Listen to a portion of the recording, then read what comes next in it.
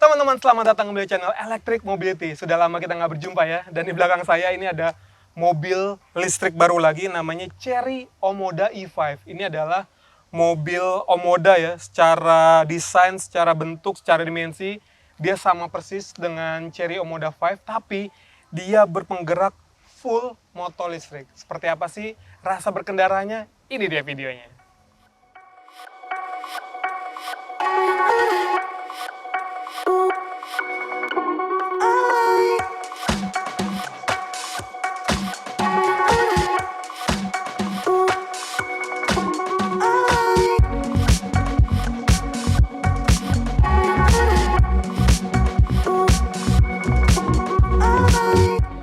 Oke, kalau dari impresi pertama sih emang kita rasanya kayak lagi nyetir mobil biasa, nyetir Omoda 5 gitu ya, karena secara dimensi, lalu mungkin secara desain juga nggak beda-beda jauh, tapi kalau kita udah ngerasain lebih dalam, jalan lebih jauh, hal pertama tentu kekedapan kabinnya karena memang nggak ada suara dari mesin, dan ketika kita kick down, itu adalah rasa yang ini luar biasa banget. Ini ada 3 mode berkendara, ada Eco, normal, dan sport.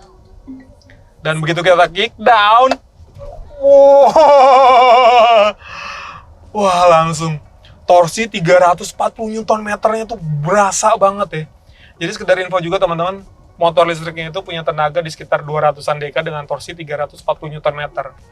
Dia disuplai dengan baterai yang kapasitasnya juga cukup besar ya, di 61 kWh, makanya itu dia bisa berjalan kalau dalam keadaan penuh itu di 410 km berdasarkan klaim WLTP ya. Nah, ini yang perlu teman-teman ingat juga. Jadi beberapa pabrikan juga banyak yang ngeklaim dengan range serupa, misalnya di 400-an atau mungkin kayak Wuling Bingo di 401 km, tapi dia berdasarkan CLTC atau siklusnya yang China. Tapi kalau ini kan yang sudah global ya, yang WLTP.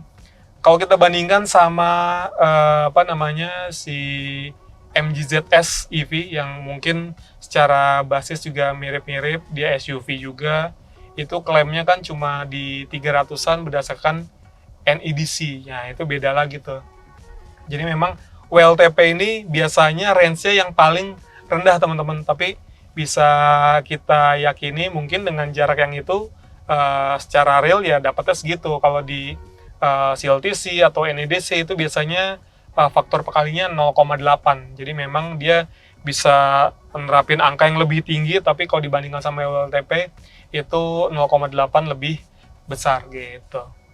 Dan ini ya rasanya emang dengan spek seperti ini, penggunaan dalam kota terutama, dia udah lebih dari cukup sih dengan range segini. Artinya dengan jarak tempuh yang panjang, kita jadi range anxiety ya, kecemasan dalam jarak tempuh itu nggak berlaku di mobil ini gitu. Terus juga untuk waktu pengecasan, infonya tadi klaimnya dari 30 sampai 80%, dia dengan 150 kW itu bisa sampai 28 menit aja.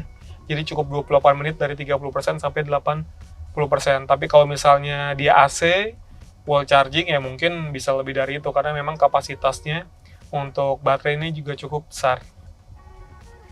Tapi kalau soal rasa berkendara, fitur berkendara ini juga mirip-mirip ya sama si yang ICE ya, artinya kayak blind spotnya dia ada, tapi ini ada tambahan nih, dia ada rear cross traffic alert-nya ada yang sampai intervensi pengereman. Jadi ketika misalnya ada mobil yang melintas, dia akan ada pengereman. Jadi secara safety-nya juga lebih lengkap gitu. Terus kalau sunroof dia juga mirip-mirip. Lalu bedanya konsol tengahnya juga di sini ada tombol mode berkendaranya ya. Di sini ada di bagian tengah, dan konsolnya memang sedikit berbeda karena di sini untuk wireless charger-nya dia ternyata udah yang fast charging 50 watt ya. Cuma nggak tahu deh panas apa enggak tuh ya. Handphone-nya biasanya kalau di fast charging dia akan lebih panas baterainya. Nah, ini nggak cuma mode berkendara teman-teman, tapi juga ada energi regeneratifnya yang bisa disetting ya. Tapi settingnya memang agak kurang praktis ya, karena kita harus masuk dulu ke menu tertentu, lalu kita ke energi recovery levelnya. Dia ada low, ada medium, ada high ya. coba ada tombol khusus gitu ya, kayak di Hyundai kan ada kayak pedal akselerator gitu ya. Itu atau pedal selector itu akan lebih memudahkan, atau tombol khusus gitu ya. Kalau di sini kan kita harus cari-cari. Bedanya apa sih antara low, medium sama high gitu ya. Nah, ini bedanya ketika kita angkat gas antara low sama high. Nah, ini lebih berasa lagi nih, lebih ngerem lagi ya. Tapi dia nggak benar-benar sampai yang berhenti total. Kalau di Hyundai itu kan ada namanya iPedal, dia bisa berfungsi sebagai one pedal operation, artinya dengan satu pedal aja, dia bahkan bisa sampai berhenti sempurna.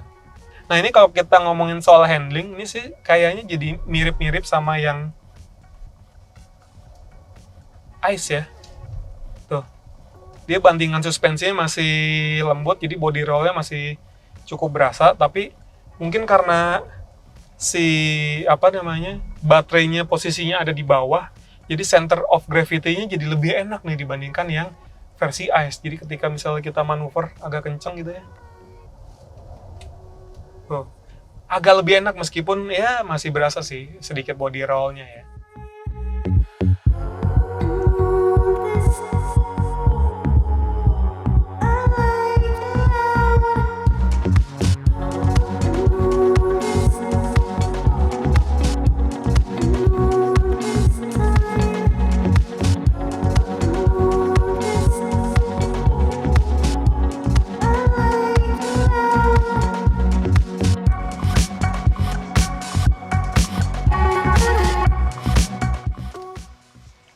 Nah, teman-teman, itu dia rasa berkendara dari Chery Omoda E5. Kalau menurut teman-teman, berapa sih harga yang cocok untuk sebuah mobil listrik dari Chery ini? Sampaikan di kolom komen. Terima kasih sudah menonton dan sampai jumpa di video-video selanjutnya.